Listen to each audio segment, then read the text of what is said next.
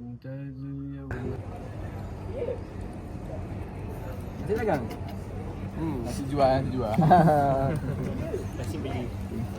Sedap kau kan? Aku suka sekolah ni. Sekolah terbaik. Banyak juadah sekolah ni. Sekolah hebat. Budaya kita kan. Betul. Budaya. Kita setiap hari Jumaat.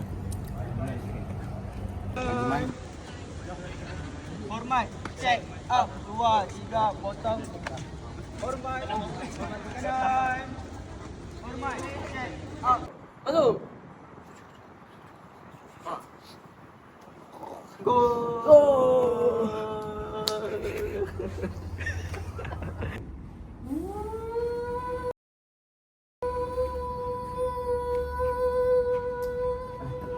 Cik, cik.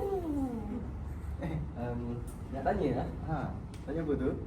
Apa pandangan pakcik tentang budaya kat sekolah ni? Oi. Dari kat sekolah ni sepanjang pakcik jadi cleaner kat sini lah. Alhamdulillah. Dari kat sekolah ni bagus.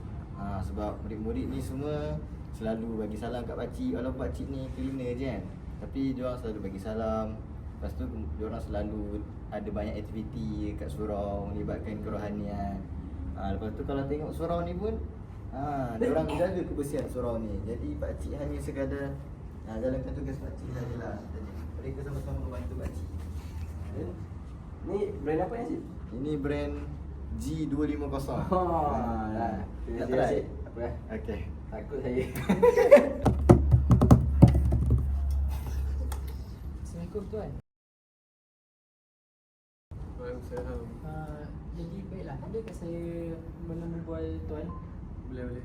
Okey, jadi tuan sebagai pentadbir lah kan, apa yang tuan dapat lihat budaya sekolah ni dan apa budaya yang cuba tuan bawa di sekolah ini?